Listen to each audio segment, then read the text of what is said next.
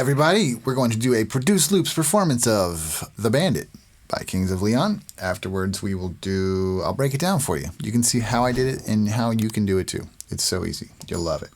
It's great fun. Let's blast off. Let's get a little reverb, get a little guitar, get in the right place, and go.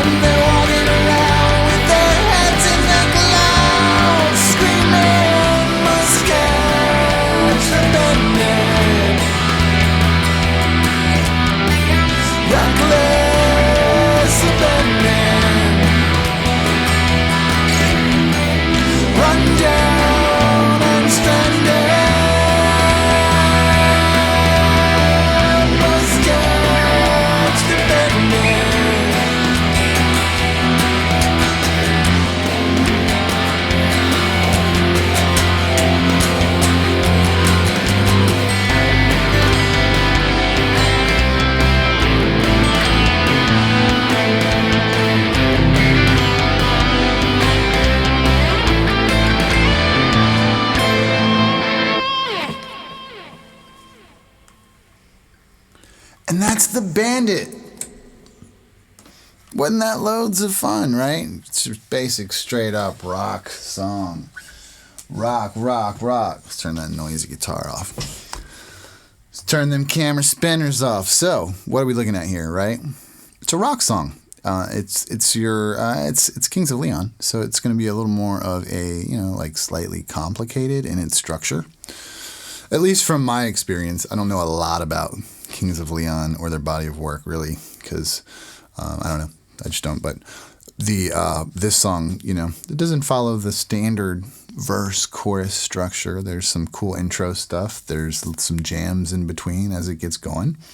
It's spicy, man. It's very spicy. So let's have a look at it. Over here on the Raven, what do we got? What do we have? So we have, let's break down track-wise, right? That might be a good place to start. If we kick off our first section, that's just guitars you're hearing there, obviously, and then a couple more guitars and a bass and that's it. It's looping the. So basically, you got that little bass. It comes in. There's not even a bass thing there. That's just an Ableton Ghost loop that's been recorded. Which means there will be more. No, later the bass comes in, and so I break down the this intro section into two scenes. And that's because you've got the first part with just the guitar jamming, and then everything kind of comes in slowly, and then everything comes in a little more, and then boom, it comes in to like the verse. So it's like two sections and then the verse. So as you can see, I've got intro and intro 2 up here, and then the verse. So after this thing,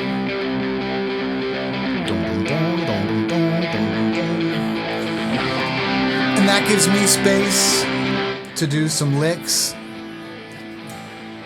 with the guitar, which I do like. Do their lick, and then I do my lick.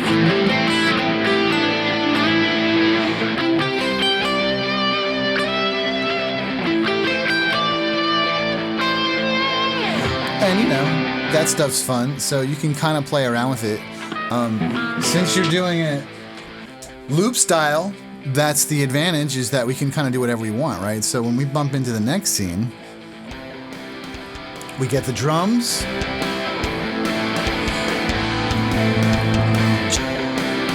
Now, and that's a funny little scene. It's only a 4-bar scene because like halfway through it, the bass comes in and everything starts hammering, and it's kind of just a thing to build to the chorus right there. So this part only runs 4 beats or 4 counts. 2, 3, 4, 5, 6, 7, 8, go. 16 counts total, but 4 bars. And then you're into the verse. And so you can hear, and did hear, more vocals in this track than is what actually is happening like on the real track, obviously. This is because, excuse me, it's allergy season and I'm pretty clogged up. The vocals in this are really high on just the first parts of those verses. And generally, I pitch shift things to, accommodate my voice when I'm doing like a cover song like this. And so this one, I didn't really want to shift it because it's like in C to A minor song. And I don't know, unless you start like putting capos on electric guitars, you're going to get to weird places. And I would have had to pull it down. And that's just, pass, right? So I have been doing the song on stream for a couple weeks, and it's like, it comes up and I'm kind of like, shit, I got to do this one. I'm not all that crazy about this. And it's really just because of those verses, those starts of those verses. So I went back into the project, added some stuff. I beefed a lot of stuff up. And one of those things that I beefed up was adding some like training wheel vocals, basically. So I can't sing that high, like at all anyways. I mean, the names in stone. Like I can't even hardly falsetto up that high. It's really high. And so I can falsetto, but my falsetto sucks. And so I can kind of, if I'm, in just the right spot, I can kind of squeak up to some of that stuff. The names in stone. But like, I also don't want to blow my voice out just because this one damn song comes across the list, right? So I'll do that. I've done that in 1 or 2 other songs too. I'll put the vocals in the thing, like the high vocals, and I'll sing a lower harmony live. And that's a good way to keep from blowing out your voice during performance time. And but that's what's going on here. So you can hear them. Basically what I do, it's these 2 tracks, these 2 vocal tracks right here. And I do pan them pretty hard to the left and right. Not all the way, but as you can see, almost. And that leaves room for me to sit up in the middle and hopefully do my stuff. And so those guys just do those first 2 lines, and then I come in and finish the second 2 lines. And that's how it goes for all 3 verses. So you'll see there's a verse 1, there's a verse 2, and there's a verse 3 in this project. I like my projects, sometimes it doesn't go that way, but I like my projects to go where I can just always have to go down with my stuff. If I'm always working my way down through the file, it doesn't get confusing. Having to go back up can get confusing. But I have a lot of projects where I do go back up and bounce around and stuff. But so we do the intros, we do that verse, and then after this, just only the first verse, there's a reprise of the main jam. It's that long, and then you're into the thing. And so you could probably hear like breaths at the end of this, and there you can see the waveform. So when you're going from one section into another song in Ableton, and you're doing all this loop style, sometimes, I mean, things go from one section to the next. You start singing right before the next part starts, you know, and or your breath might be you might be taking a breath. Like there's natural parts of a song that are going to get chopped off if you're playing looper style like this. And so, again, that's like it's weighing the things, you know, like difficulties versus the benefits, I guess. Pros and cons, that's what they call it. Good job, Harp. And the pros, of course, is loop style. You know, you get to put the song together any way you want it while you're playing it. It's also, it's performance driven, and it's up to you to not screw it up, right? So there's definitely a strong element of that. To me, I mean, playing in this style is like, it's like loop style, produced loops, this stuff like I just did. This to me is a step up the ladder, you know, like in challenge level, for me at least. This is all relative, totally relative. All this shit is just me, but this is like a step up the ladder, you know, in performance of like covers, like over, you know, just like having a guitar and playing the song, you know, like there's a lot more to manage when you're doing it kind of this way. Not only do you have the scenes and stuff like that and the instruments, but, you know, I'll have a guitar, a piano, or whatever happening throughout all songs and singing, and, you know, turning on and off the things and changing the levels of reverb and the echo on and off, which has a chorus thing on it too, just for emphasis, like on chorus sections. The delay level on the guitar, the sound of the guitar. There's a lot to manage, right, within this structure. And so I think that's why I like it, because, you know, it's challenging. I don't really see a lot of anybody else doing it like this. I mean, lots of people kind of live loop in Ableton, or they will get their, you know, track a song out in, excuse me. Track a song out in session view like this, you know, and be like jamming out or doing their little production session. But I don't really much see people doing a lot of like this. Other, like Autopilot builds up really big ass productions like this, but his are more, you know, done on the spot. Like I feel like if I tried to do that, first of all, he's already doing it and great, so why am I going to do that? But this would take forever. I think I'd do much bigger kind of productions, specific, you know, some of the songs. Sometimes it's all relative, like I said. But so anyways, back to the actual track. You do the verse, the intros, the verse, the jam into a verse 2, and then we have this pre-chorus section.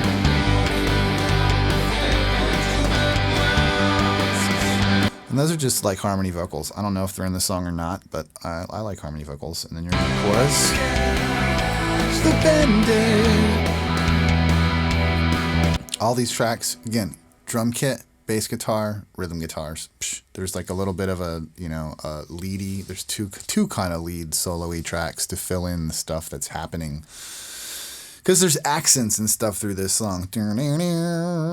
Like all that, you know.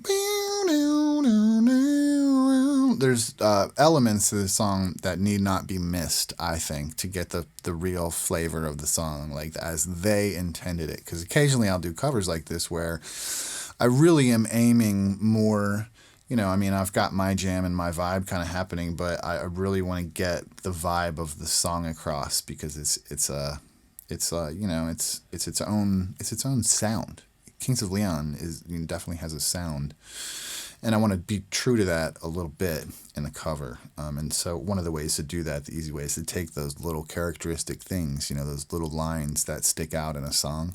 Make sure I'll put them in set tracks that are already in the loops, so they don't get missed. You know, there's no chance for me to screw it up, which is perfect. Excuse me, I'm like choking. The rest of it is verse, pre-chorus, chorus, jam, finish. You know? Not much to it at all. The finish is jam with like I think the drums and stuff kind of kick off.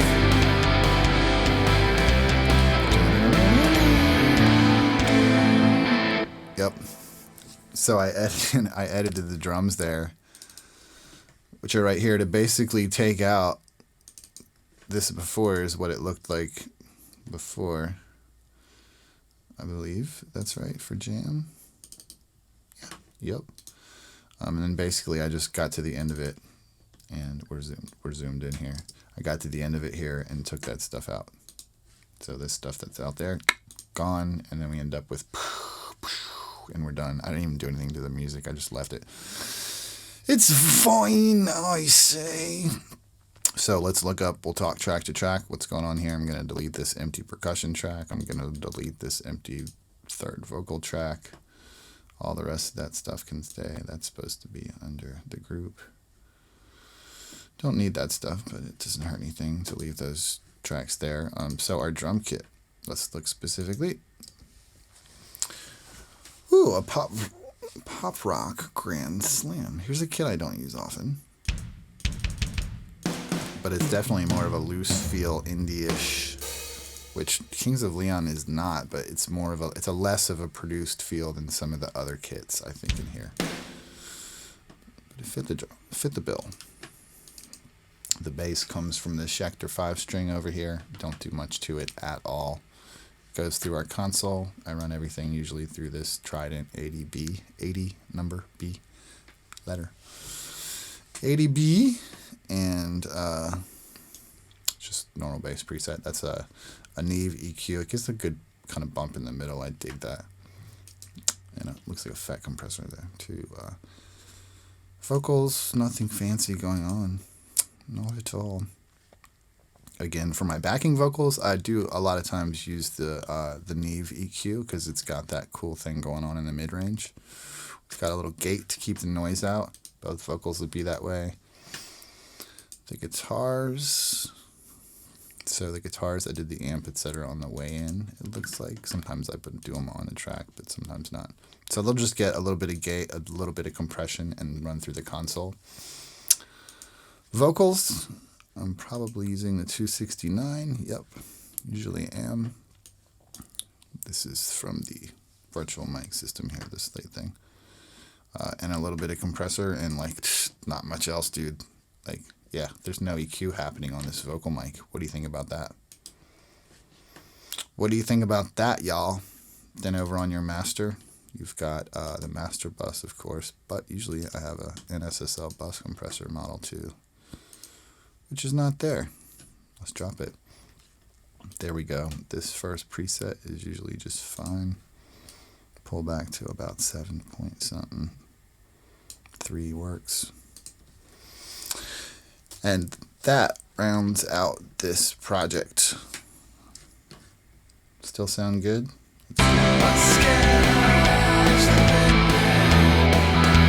Yep. So I can't think of what else I could tell you. I do, in case you noticed, I do group this stuff together. The non-live tracks, so my vocal, my guitar, piano, that stuff is not in the group, but everything else is in the group, and that's, we can do this. Easy enough, which simply just gives you the ability to not have completely dead air behind you. Right? Yay! So that is the long and short of all of it. That's the show. It's the whole deal. Try it out. Open your Ableton up, man. Give this a go. Make a rock song. Cover some stuff, you know. Make a production. Make it fun. Make somebody say, "What are you doing?" Until then, you know, whatever. Have fun. See you around. Thanks for watching. Hit the buttons and stuff if you want to or don't. Whatever. Have a great day, evening, whatever you have coming at you. I hope it rocks. Ciao.